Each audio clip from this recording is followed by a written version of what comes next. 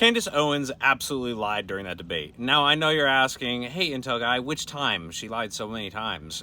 But I want to narrow down specifically with the statement she made about Joe Kent, stating that there were Israeli cell phones on the ground of the campus at UVU, and that she reported the threat from the French Legionnaires or whatever it was, where she got a tip from an anonymous source high up in the French government stating that they were out to take her out.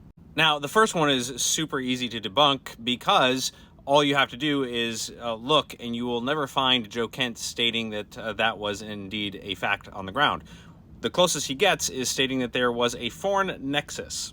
That was it. Those were literally, and I quote, that he has said nothing else about it being Israel or any other country, and he never mentioned any cell phones or cell phone signals on the ground of UVU.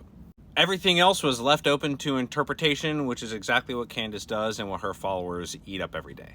Now, as far as reporting the threat she received and that she was angry that nobody got back to her, well, it's because she didn't do or use any of the proper threat reporting channels. And of course, that's assuming that what she is stating is in fact true, which I don't believe it is. But let's go ahead and say that she is basically using her position of privilege to go to someone she knows in the executive office of President Trump, which that person apparently did not get back to her. And then she, I guess, spoke to or sent a message to Tulsi Gabbard when she was head of ODNI, and she didn't get back to her either. And then apparently she texted Dan Bongino, which Dan Bongino has not publicly stated that he ever received a text from her, and I wouldn't be surprised if after this he does say something to the effect that she is completely lying. But let's just go ahead and say that she is telling the truth and she went those reporting routes. Those are not threat reporting routes. So it doesn't really matter who you know. You need to still do the proper process for them to actually assist you.